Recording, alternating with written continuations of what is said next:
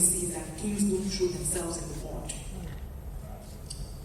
And part of what that has done for us is that when things happen, you first of all ask yourself, who is this person?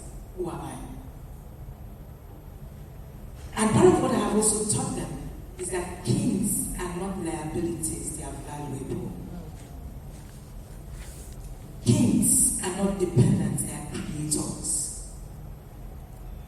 They are very resourceful. For this concept of kingship is part of what guides our principles. In my home of raising my own children, I want to raise a 21st century king. There are kings. But unfortunately, what the Bible says is that don't you see princes walking on foot and slaves walking on horses? Why? Because the kings do not even know their place. The princes do not know who they are. Why? Because the princes do not even understand that there's something called the principles of God and who God is himself. Yesterday I was trying to say that there are two dimensions of God, the principles of Jesus and the person of Jesus. We're embracing the person of Jesus and leaving the world to embrace the principles of Jesus. And the world is actually using the principles of Jesus to intimidate us. And yet we have Jesus. So part of the things that you must understand is that training a child involves repetition, reinforcement, impression, encouragement. Let me say that again. Training a child involves repetition, reinforcement, impression, encouragement. Now, you need to repeat for you to make an impression. And even when you make an impression, it's only when you make an impression that learning occurs. Without making an impression, there's no learning. And even when you make an impression, you need to keep reinforcing. And then as you're reinforcing, it's also important that you encourage. How do you encourage? You're learning this, you're doing well, you've done this. Oh, I see that you did it well the other time. You need to actually do it even more. You must understand that you must train your children in character. You must train them in the things of God. Until age 8, you're actually the only person influencing your child. Until age 8. There's something I tell parents in our academy. I say that there are four floors in parenting. From 0 to 8, you are in floor 1, the alpha and the omega. My mommy said, my daddy said, that's where you are. The moment your child turns 8 and begins to get to 9 and 10, you move from floor 1 to floor 4. Shocking, right? That's where you stay. So if you have missed something in 1 to 8, by the time you are going to floor 4, you will go as a destitute. Because you will be there. That's where the fight now starts. But whether you're going to go to floor 4, you will. The difference is that if you go to floor 4 with knowledge and with the things that you have done from that 0 to 8, you are in a better place. Because you will still be relevant even though you are in floor 4. But if you go to floor 4, messing up the first 8 years, it will become war. That's why a lot of parents fight with their teenagers. So, when you get to floor 4, you now have other adults, you now have pop culture, you now have friends, peer pressure, you now have, all the things that are happening before you. Now, what is going to make the difference is that if you have trained your child from 0 to 8, I usually tell people that parenting is 0 to 10, at most 11 you've done. After 11, you're a coach. You are helping your child. Oh, this thing that I said the other time. Oh, that's what you become. Training has finished. And that's not to scare you. You're going to raise anybody after 11. Just be ready for war. Just decide how you want to fight it.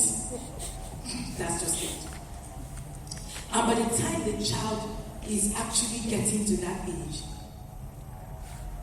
you would have done the things that should have been done now. A child that you have taught value. For instance, I was having a conversation with my daughter. My daughter is 11, my children are 11, they're a set of twins. And I was having a conversation with her, she was going to go to secondary school. And I was asking her, so what happened? Who was your friend? She was back on midterm, and we were having a conversation. And she said, Mom, so you remember our template for choosing friends? That's what I used. Now, what has happened is that I have shared the value, and I have helped her understand how to choose those peers. There are peer pressure, there is peer pressure, and there is peer influencing. So when your child chooses people who can influence them, you are on a better track. And your child will need to make that decision themselves, not you. So, are you ready for your child to go out in the world? So your child will need to make those choices. Have you even taught them how to make those choices? That's the question. And when I was listening to my daughter, I didn't even know what she knows at then. That's the truth. And when I was listening to my daughter, she said, I spoke to her. My friend's name is a he. I spoke to her and I asked her where she's from. I asked her, who she is, her best color, what are her values. I wanted to really check if her values fit with mine for me to be her friend. My son said, while we were having that conversation, Mom, he's just like Ife. Does that tell you something? She has learned the ability to choose the people who will be around her. Because I recognize that I'm too small to be the only one influencing a full human being. Can't. And if you recognize it, you will begin to actually help your children understand. So that when they are making those choices, when you're not there, they will actually make the right choices. Then there's a place of the other adults in the life of the child. Who are they? Who have they been surrounded with? You must surround them with other adults. If you don't, they will choose the other adults themselves. It happens. It is human developmental stage. You cannot, God forbid it. God forbid is not a parenting strategy. So no matter how you say God forbid, if you do not put any plans in place, the children are going to make the wrong choices. So if you're training, that's part of your training. So when we say train up a child, we did not say beat up a child. The Bible said train. So if the Bible is saying train, it means that there is work to be done. Unfortunately, we are all waiting for the children to make mistakes. And then you wait for them at the point where they do something. And then you say, don't you know? No, they don't. That's why the Bible said train. Until you train them, you can't blame them. You can't begin to say, oh, you don't know, you're supposed to know. No, they don't know. So training, that's an example of what training is. We spent 6 months trying to review what we have learned on how to make friends. I just wanted to be sure that my daughter still understood. I was particularly very interested in my daughter and how she builds her own influence system. Because my son has a different kind of temperament. He's a loner. He can be like me. He can have friends. He can relate with people. He has very high social skills. So he can have people around him and be fine. So you need to understand who you are even parenting. You can't even train someone you don't know. How possible is that? How do you train someone you don't know? Someone you can't connect with. Someone you don't know who they are. Someone you don't understand. How do you train them? You can't. So there is a place of you even understanding what you need to train. There is priority in parenting. And for each child, if you have 5 children, hey, welcome. The work is times 5. Many times when parents get into our academy, they get into the inner circle. They do 1 month, 2 months, they come back to me, Coach, if I knew what I knew, those are 2. I didn't know it wasn't difficult. get married, have children, and that's it. They didn't tell us what we're actually supposed to do. So training 5 children means that you're going to have your life split into 5. You cannot parent them all together. It never happen. You see the group parenting that we do. It's an error parenting, and it has fallen us to probability status. You have 5 children. 2 is doing okay. 3 is trying to struggle. Because we have used the same template to parent child A, child B, child C, child D. And child A, B, C, D, and E, they're not the same people. So you can't raise anybody with the same template. A home is primarily a training ground. The church and the school is not a training ground. There are skills the church will never teach your child. There are skills the school will never teach your child, no matter the kind of church it is. The home is where children learn to get along. The home is where children learn social skills. The home is where children learn manners. The home is where children learn emotions, how to handle their emotions. The home is where most exhibit everything. And home is where parents model what they want their children to pick. Is in the home. So whatever you believe in, you can also present their children the knowledge and the practical opportunities to develop their own lives. I've always said that I love my children to make mistakes at home. So you see all those mistakes that are running away. I don't want them to be perfect. How? You don't want them to make mistakes. How do they get trained? I usually say that parenting is a mess. The mistakes, the things that the children are doing, I don't like. Anytime when people ask me about my children and being able to cook by age 9, I usually, they usually say, how did you achieve that? Very messy. When my daughter started cooking and my son is worse. The plates, when they are done cooking, they enter the kitchen. They are wondering, what did I do? I should have just left you people not even. Don't worry. In my mind, I want to say, don't worry. Don't do it again. Don't try. Is it the number of burnt food? Or is it the number of soggy rice? My husband and I relished it. We relished it. We ate it. My husband will eat it. Our daughter will pass. And we'll say, how's the food? It's a bit too much water, but it's just okay. It's not okay. We're eating it. And when we're done, we're able to say, when we are doing it next time, can you not add a little water? None of that. The twins are 11. I haven't entered the kitchen when they are around in the past 1.5 years or so. I don't need to, even when I have visitors. My daughter cooks 3-course meal alone without batting an eyelid. It's in the mess. They learn in the mistakes. Mistakes are learning points. They are not things you should be angry about. The training we're talking about are the mistakes.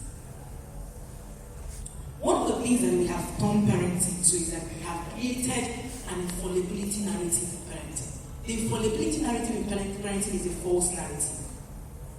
How many of us have parents who came first? All through their school. You did, ma? They came first and second time. So I'm wondering, all of you came first. Nobody came last. In the same school. That was the infallibility narrative. Our parents were told that they can't make mistakes, so they need to put up this thing of we don't make mistakes, we are perfect. Let me tell you what the perfection syndrome can do, and I'm also going to share examples from my own journey. By the time my daughter was about 4, I realized that 4, 5, she has picked up lying, and every time she lies, I'm like, we don't lie here. Have you ever seen your dad and I lie? I'm so upset because lying is one thing that just, we've been able to eliminate, and we're upset. Why do we hold honesty so to our chest, and then our daughter, a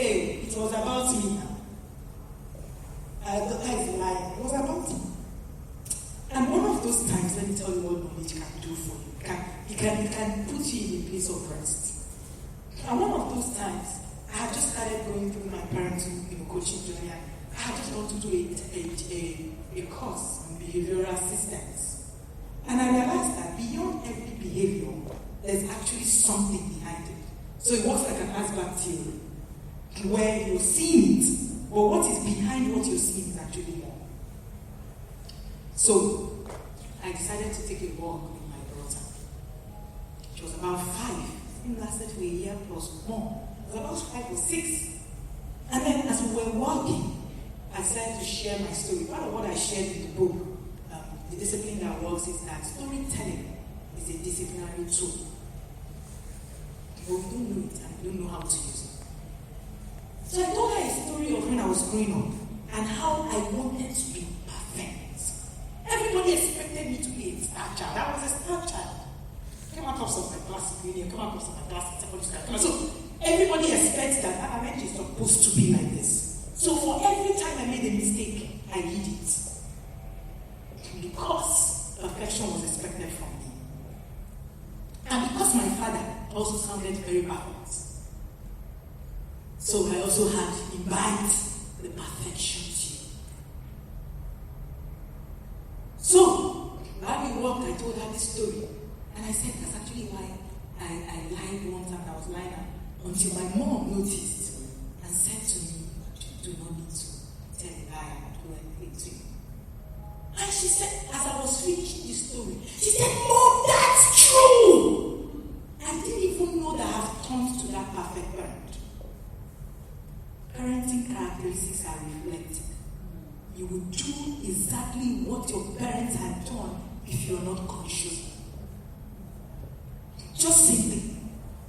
You might just tweak it because you live in a different world, but the same template. And by the time she said it, I realized I have projected perfection to my child. I have told her that mistakes I know. I didn't say those words, but that's what I meant. And by the time she decided to go, she was like, because when I say the truth, it will not mean that I've made a mistake. I don't want you to be angry that I made a mistake. So I used to be angry that I made a mistake. My goodness.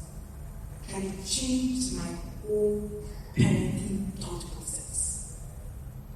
And today, my daughter can do something that you'll be thinking, but she will come and tell you, this is actually what happened. Now, what happens is that when we project this perfectionist system, we tell our children that we are perfect, so they cannot be human. Now, because human beings are created to also have errors, make mistakes. So when they make mistakes, they will look for another adult person who will listen to them and recognize that they are human. In that time, that person might be the wrong person. And when that happens, start screaming. But you have created the monster that you're actually looking at without knowing that that's what you've done.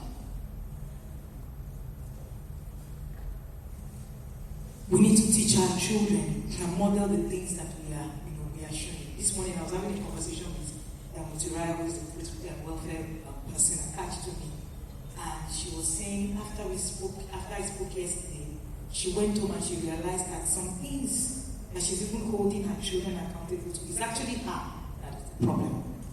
Parenting is about you. It's your child. The home is not a military boot camp. The home is the most intensive leadership environment. The most intensive. Write it down.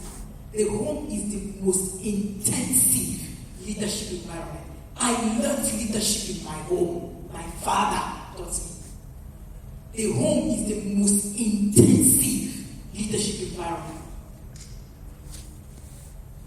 So you can actually raise your child in a system. Yesterday I was talking about parenting advantage.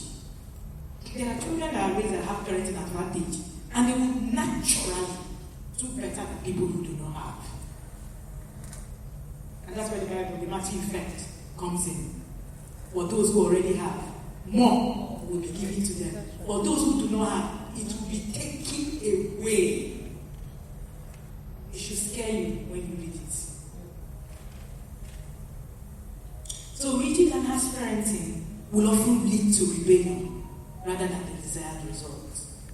So when you're rigid, you're harsh, you want to project that, oh, you're perfect and all of that, it will actually flip.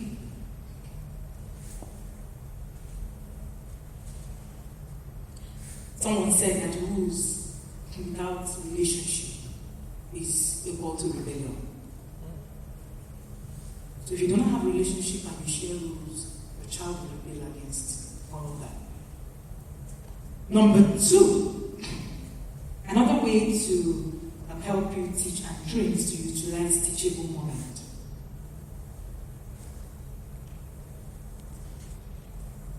You need to be positive. You need to train. A lot of us are just dishing out instructions. We're not training. You wake up in the morning. You have to. You have to. You have to. You have to. The child doesn't know what they have to. So we're just dishing out instructions. And that's how we were raised. Our parenting was full of instructions. Do not train. Don't do this. Don't. If your parenting is full of don'ts, begin today to question what you're don'ting. Don't. I usually think that a child that cannot say no to you in the home cannot say no to people outside of the home. Because whatever skill it is that the child needs to do, remember I said that the home is the training ground. So many times we shut our children out. When they go outside, they're not wondering, that person touched you, did not say anything. They can't say no to an adult. That's why young people go out, get raped, they can tell their parents. Young people go out, get taught, get abused, they can't say nothing to anybody. They can't even say no to that uncle who is trying to force them. Because, in your theory, adults are not supposed to be settled. You're not saying it, but that's what you're living. Let's move on. The next one is that you need to love your children. Children thrive on love. The meaning of love is time. I call it tell and show. Yesterday I said that love, time is the currency of destiny. Time is the currency of destiny. What are you doing with your time? Some people will tell me, oh, I have time. I sit down with my children. What are you sitting doing? You sit down with a child, and the child is trying to say, I've been spending time with the child. You can spend 10 hours. I have seen parents who have spent 10 hours in their house scrolling through Instagram. And their children are there. And when you're done, you will say, I've been spending time with my children. I'm always at home. Time without connection is nonsense. So you need to learn, apart from time, do you have the right tools to connect with your children? So that's why you can have a parent who spends 10 minutes and have better results than a parent who spends 10 hours. So it's not just about how long, it is what you have. You need to give them attention. When we get home, I tell you something very interesting that we do in our home. My husband and I people say that we parent like our life is dependent on it. Actually, our life is dependent on it. Actually. So when we get into a school, we didn't miss any PTA meeting in our children's schools for primary school. We missed one, the last one, because we were going to write an exam. My husband and I were extremely busy people. But we made choices. There's always something to sacrifice. So you need to choose. Do I sacrifice my child? Or do I sacrifice some other thing? So you need to give them attention. So part of what we do is that when we come in, when the children were around, or whenever they're around, we drop our phone, there's a basket. You don't get to touch your phone until the children go to sleep. Yep. If you don't do these things, you'll be lost. Your children will grow and they will relate with you as an obligation. Like many of us are relating with our parents today. It's an obligation to call my mother, not because I have anything to say to her. There's something that you need to sow. So my father-in-law lives very close to me. And for every time we go there, you see how connected, how they converse. The conversations are so deep and all of the things that they share and all of that. And whenever I look at him, and I started to dig deeper. The connection started when his children were young was just so on point. The children don't get tired sitting with him. They go to wash his legs, they go to teas, they'll just sit down and just with him. They are excited. Even us, we have become excited going there. So when you go to Prof's house, you just gist, you just talk, you just talk, and there's this connection that you share with children. It doesn't come by error. It is something, they don't share the same connection with them. It doesn't come by error. It is a build-up of what has happened over there. So it's exciting to go. We lie down on the bed, we're able to gist you. You are not interested in, let me just do what I'm supposed to do. No, we do more than what we're supposed to do. Parenting is relationship. And relationships are built. They are not assumed. So never assume that because I am the mother, my child will naturally, just love me. Somebody can love you and not have a relationship with you. So it's not really about love. Love is not enough. So show and tell. Give them attention. Leave your phone. For 10 years of our lives, my husband and I, we didn't get to watch the things we wanted to watch on TV. Because we had children. We chose to.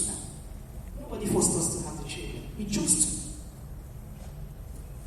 So when we come back, I can't watch the things we want to watch.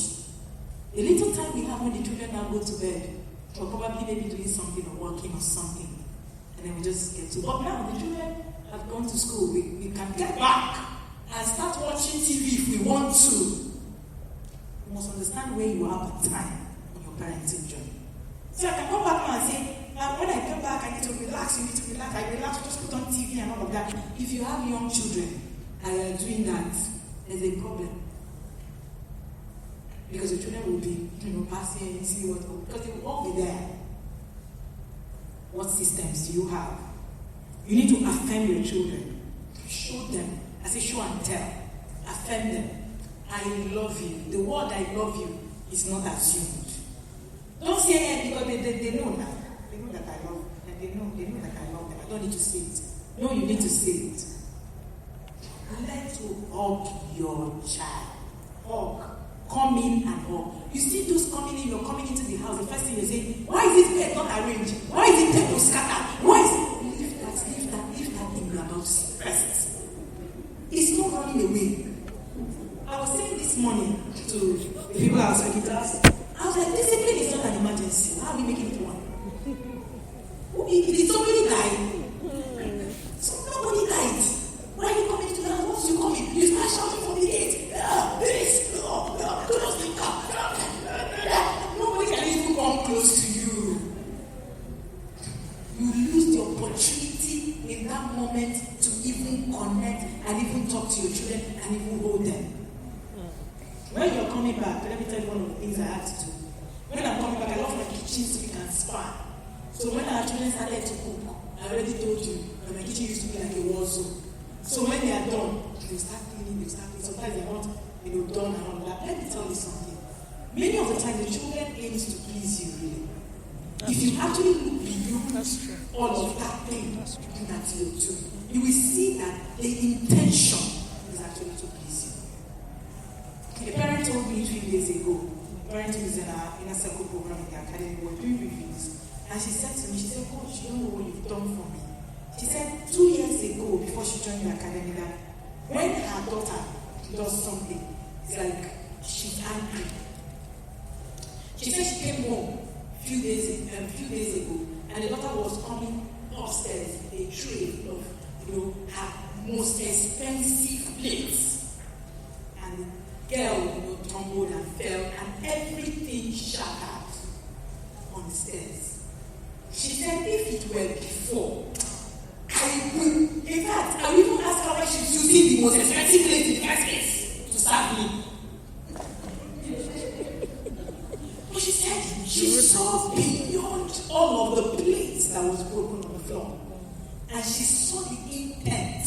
And the only thing she did was to hold her daughter so tightly and say, I hope you're not hurt. And she shed tears. She said, I just wanted to just make you feel good. She said she was crying that because on a normal day, she was actually going to beat that child for doing something that it was actually just make you feel good. I think we all need to deal with ourselves first. That's true, Mom. True. On this parent. True. Because if you do, you would actually see beyond the things that, they're coming from you. You actually see beyond the things that, you're doing. Now, the next one is discipline. You need to discipline diligently and early in life. Structure. And ensure you start early to build structure. Discipline is structure. Discipline is not shouting, not yelling, not hitting. That's not discipline. No matter how you want to describe it. If that is your definition of discipline, it will keep failing you. It will keep failing you. Because the definition of discipline comes from the word discipline. Discipline from the Latin word, and it means to teach. So whatever strategy you're using that isn't teaching is a problem. Excuse me. You need to build skills. That's discipline. Do you know that it's very exasperating to raise a child who is unskilled?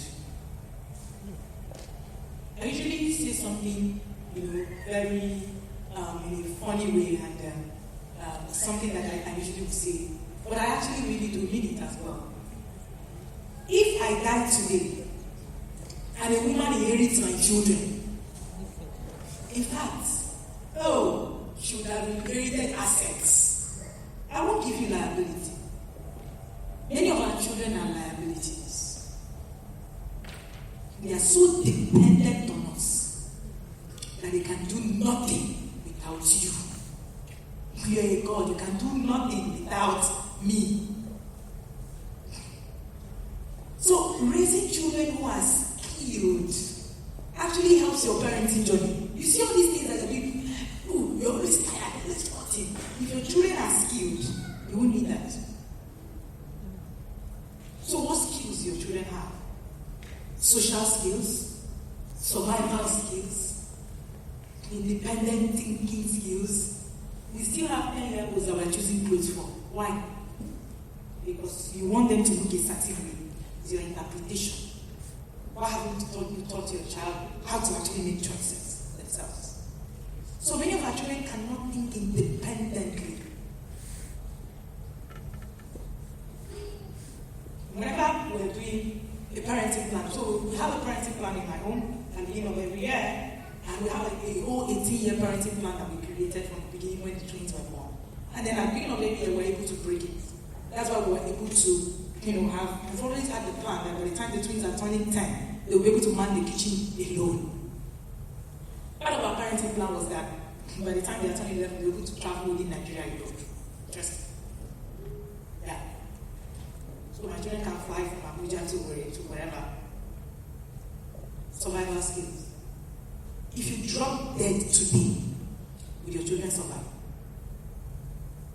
Have you ever thought of a death plan before? I'm scaring us. Don't be scared. We're going to die anyway. So if you drop dead today, and someone else needs to marry your husband, will your children survive? That's the question we need to answer. Would they know who to contact if something happens today? Do they even know where your things are? Have you actually been able to craft a plan to help them begin to thrive on their own? Skills. So your children will need to be able to think on their own. Recently, our children they were traveling from Abuja to where they got to the airport and they had encountered a few issues and they were able to think it through, solve it, and met the guy and they were able to pass. The guy who was at the counter said, I need your father's number. I don't know who you guys are, but I need your father's number. The guy called my husband and said, how did you raise these children? Their confidence and decision-making pattern blew me up. I was looking at them. My husband had a laugh. So I was looking at them. I watched them to see what they would do. I always assume, and I tell my children that your dad and I might be gone. It's not impossible. And when I say we're gone, it might not even be dead, really. Another thing. Is your child ready for the world? The last part I want to talk about is, so that I begin to round up, is, let me quickly talk about working on you. You need to study the pathway and principles of success. It is the person you become when you get there that is actually more important. So the greatest part of your success is not the result. So I tell you, I have become a better person in the last 11 years. So it's not about my results that I'm sharing with you here now. It's about who I have become. A better person. Someone who can relate better. Somebody who think emotionally intelligent. Somebody who actually understands how to use social skills to actually try. So it is your becoming that is more important, the person you become. So your becoming is more important than your obtaining. There is a version of you would need to get to be able to be successful at anything. So you need to work on you. Because you can't give what you do not have. Until you have it, you can't give it. Knowing where you're going to doesn't mean you will get there. Knowledge is not all there is. You need guidance. So if your result doesn't come from the place of knowledge, it's unstable. That's why the Bible says that wisdom and knowledge shall be the stability of our time. So for the result to be stable, it has to come from the place of wisdom and knowledge. When we read the scriptures, let's also let the Holy Spirit interpret it to us. So how do I prepare my child for the world? Number one, give them responsibility and accountability. Without accountability, your child will perish. Any child who is not held accountable is out to be destroyed. Your children need to be held accountable to a system. My children understand that there are things that I don't need to jump up and down. You are accountable to a system and you understand it. Number two, allow your children to fail. allow them to fail. Yes, let them fail. Failure, there are lessons in failure. There are things your children need to understand. I tell this story. My daughter was the school governor in a particular year, so they run political offices in school. And she was the school governor in grade 4. And when she got to grade 4, she won that election landslide. Everybody loved her. And all of that. The most popular governor that ever existed. She was so glad she got a job. 1 year, excited. The next year, she said she wanted to be held staff. I actually prayed that she doesn't win that election. I wanted to know how she would handle failure in a system like that. And she started her campaign. She wrote out her campaign. She stood, manifesto, did everything, and all of that. And eventually, before then, we put up a plan on how to teach how to handle failure in the home. So the whole of that month, we were teaching, when you fail, what do you do? How do you handle failure? What do you do about failure? Failure. So she failed. She didn't win that election. I was glad. I walked into the school that day and I saw her knitting. So they have this knitting club where they meet for a mother's baby's home, Niger by the school and all of that. And so she was just knitting. And everybody was like, oh, Ife, you did really well. And all of that. She was just like, no, I'm fine. And all of that. And I got into the school. She just came and said, Mom, the election went well, but I wasn't voting. Do you know why why she was able to do that? She was ready for failure. You think your children are not going to fail, they will fail. And the reason why a lot of children are committing suicide today is because we have taught them, we have shielded them from failure. We have told them that they will not fail. We have told them that we have enough money to make them not fail. So we've used our money to stop failure. Yet, failure, it's not your money, nothing can stop it. Because your children are going to fail at some point. And when they do, have they even had the experience to actually be able to engage? Train your children to understand that failure will come. Teach them how to solve problems themselves. Stop solving the problems. I have a new book coming up called Resolving Sibling Rivalries. One of the things that I have found is that sibling rivalry want to become judge. We get in there as a judge. When they are fighting, say, no, you are the cause. Why did you say this? You're forming judge. Because your children do not have the skill to resolve conflict. And when you're done, the conflict continues even when they are older. Because it never stops.